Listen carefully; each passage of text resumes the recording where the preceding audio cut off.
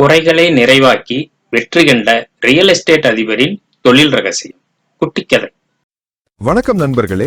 இந்த வீடியோல ஒரு ரியல் எஸ்டேட் ப்ராஜெக்ட் ஒரு நகரின் மத்தியில் இல்லாமல் எந்த அடிப்படை வசதியும் இல்லாத ஒரு மலைக்கு மேலே இருந்தால் அந்த இடம் விற்பனையாகுமா? இந்த இடம் சரியில்லை, தூரமாக இருக்கிறது என்று சொல்லி உங்கள் வாடிக்கையாளர்கள் புறக்கணிக்கும் போது நீங்கள் ஒரு ரியல் எஸ்டேட் தொழில் செய்பவராக இருந்தால் என்ன செய்வீர்கள்? கொஞ்சம் குழப்பமாக இருக்கிறது இல்லையா?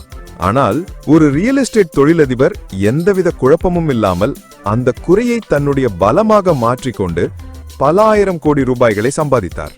பாலாஜி என்ற அந்த புத்திசாலி ரியல் எஸ்டேட் தொழிலதிபர் அந்த பாழடைந்த இடத்தை பார்த்து மனம் நொந்து சிரிக்கவில்லை. மாறாக அங்கே ஒரு கிளவுட் சிட்டியை உருவாக்கி சரியான விளம்பரத்தால் அதிக விலைக்கு விற்று மில்லியனர் ஆனார். அந்த சுவாரஸ்யமான கதையோட சேர்த்து ஒரு சென்னை மாம்பழ வியாபாரியின் பிசினஸ் ட்ரிக், அப்புறம் 2 பங்கு சந்தை முதலீட்டில் ஆர்வம் கொண்ட தேங்காய் வியாபாரிகளின் கதையையும் பார்க்கலாம்.